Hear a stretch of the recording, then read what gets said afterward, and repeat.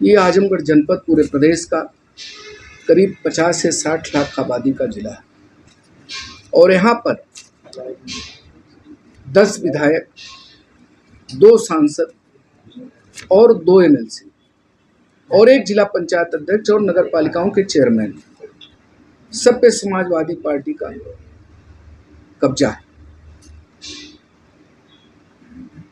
और अगर चेयरमैन का भी मैं छोड़ दे रहा हूँ, नगर पालिका के चेयरमैनों को छोड़ रहा हूँ, जिला पंचायत अध्यक्ष को छोड़ रहा हूँ, अगर पूरा आंकड़ा जोड़ा जाए 10 विधायक का, 2 एमएलसी, 2 सांसद का, तो टोटल बजट आता है 3 अरब 50 करोड़ रुपए।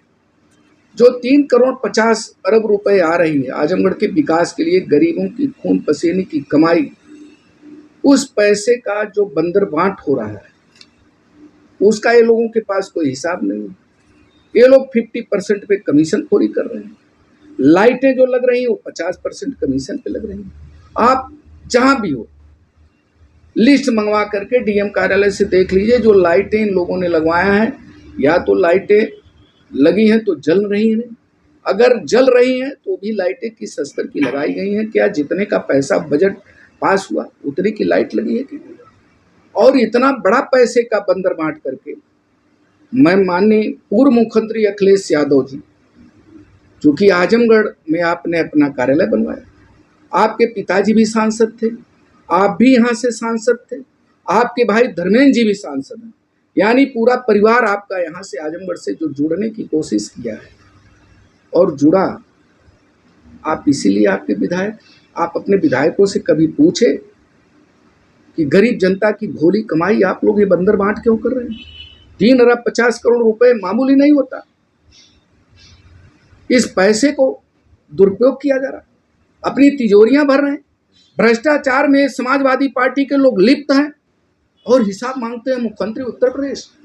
भाई मुख्यमंत्री जी उत्तर प्रदेश के, हमारे माननीय मुख्यमंत्री जी ने, मैं दावे के साथ कह रहा हूं, आजादी के बाद ऐसा कोई मुख्यमंत्री नहीं हुआ है।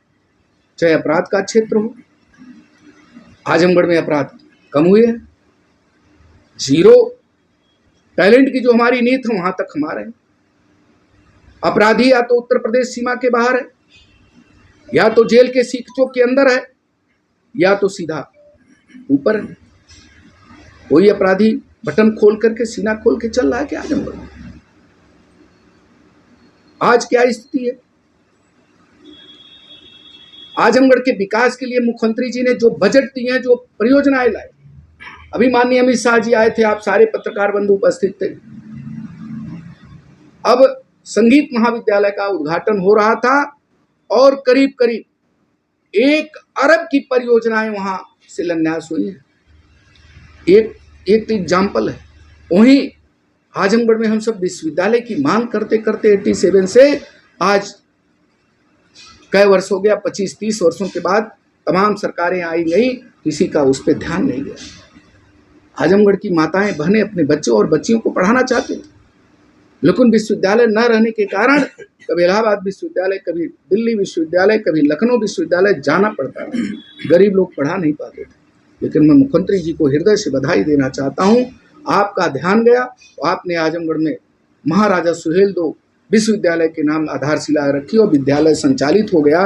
और इतना ही नहीं, जो मान्यताएं हमारी दिल्ली यूनिवर्सिटी में, लखनऊ विश्वविद्यालय में है, बीएचयू में है, वह मान्यता हमारी आजमगढ़ के पूर्वांचल विश्वविद्यालय में सारी मान्यताएं हो गई। चाहे बीसीओ हो, एलएलबी 5 ईयर हो, जितनी भी मान्यताएं हों, सारे कोर्स हमारे यहाँ महाराजा सुहेलदेव विद्यालय में चल रहे हैं। संगीताएं बहने, नौजवान संगीत सीखना चाहते थे, उनको बाहर जाना पड़ता था, आर्थिक अभाव में जा नहीं पाते थे, मन में उत्कंठा थी, लेकिन महाराज जी का ध्यान गया, हरिहरपुर में एक महाविद्यालय दी। और मैं मित्रों, अभी एक जो सबसे बड़ी, ये तो शिक्षा के क्षेत्र में काम हुआ, जो स्वास्थ्य के क्षेत्र में काम महाराज जी ने किया है, मैं डंके के चोट पे कह रहा हूं, समाजवादी पार्टी के माननीय मुख्यमंत्री तमाम लोग रहे, मुलायम सिंह यादव जी रहे, अखिलेश यादव जी रहे, और सरकारों में लोग मुख्यमंत्री रहे, क्या किसी का ध्यान इस तरफ नहीं गया? कि आजमगढ़ में जो है स्वास्थ्य के क्षेत्र में काम होना चाहिए। एक मेडिकल कॉलेज की बात लोग करते हैं, मेडिकल कॉलेज टूटने की कगार पे था और उत्तर प्रदेश के यशस्वी मुख्यमंत्री जी ने कई हजार करोड़ रुपए दे करके वहां की सीट, वहां पे व्यवस्थाएं, वहां पे जो भी कमियां थी, टूल्स वगैरह नहीं थे, सारे टूल्स वगैरह ला करके वहां पे पीजीआई में सारी व्यवस्था को सुदृढ़ किया। सदर अस्पताल में लोग जाना नहीं चाहते थे, अपराध का बोलबाला था।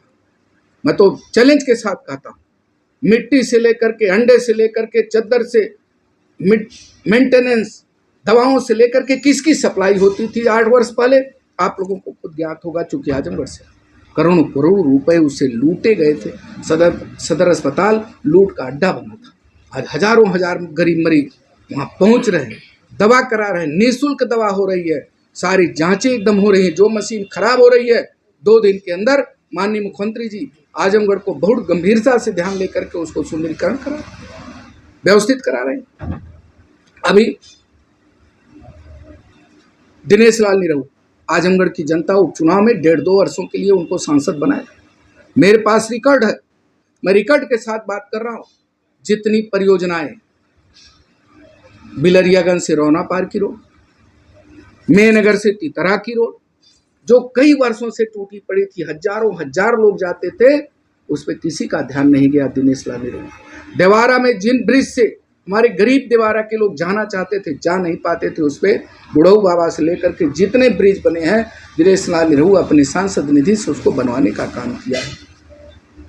इन सब योजनाओं को मेरे पास चार्ट है और मैं भी चार्ट चाहता हूं समाजवादी पार्टी के उन 10 विधायकों से, 2 सांसदों से और 2 विधान परिषद सदस्य से।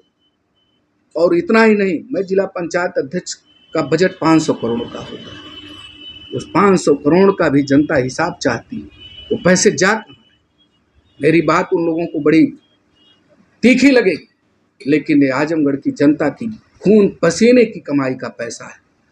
और माननीय विधायक जी, 45 वर्षों से आप विधायक हैं, आजमगढ़ तो दुल्हन की तरह सदर विधानसभा सज जाती। आप जिन सड़कों पे जाइए, आप पत्रकार हैं, आप भी किसी गांव से आते हैं, किसी किसान के बेटे हैं, आप जाइए गांव में, सड़कों की हालत देखिए। सदर विधानसभा में सड़कों की हालत क्या है, वो पैसे कहाँ जा रहे हैं। इसलिए विधायक जनता चुनी है कि आप उन पैसों को बंदर बांट करिए। कमीशन खोरी, खुला कमीशन खोरी हो रही है और आप मुख्यमंत्री जी के ऊपर आरोप लगाते हैं। जो मुख्यमंत्री जिसका कोई परिवार नहीं, आजमगढ़ से लेकर के उत्तर प्रदेश की जनता जिसकी परिवार है, हर वर्ग के लोग, हर समाज के लोग। हम लोग तो जातिवाद का नारा नहीं देते, आप बहुत पीडीए का नारा दे रहे हैं। पीडीए का नारा आप दे रहे हो, अति पिछड़े से किसी निषाद को, किसी राजभर को, किसी मुस्लिम को राष्ट्रीय अध्यक्ष अखिलेश यादव जी बना दीजिए। मैं मालूम आप पीडीए का नारा बहुत महत्वपूर्ण है, आप पीडीए को लेकर चल रहे, धोखा दे रहे। जनता को धोखा कब तक दोगे, जनता जान चुकी है। और आजमगढ़ के लोग 2027 में हमारे पत्रकार बंधुओं हिसाब लेने के लिए बैठी है। ये लोग गलतफहमी मुंगेरी डाल के जो सपने देख रहे हैं, जनता आपकी बार 2027 में इनको जवाब देने के लिए बैठी है।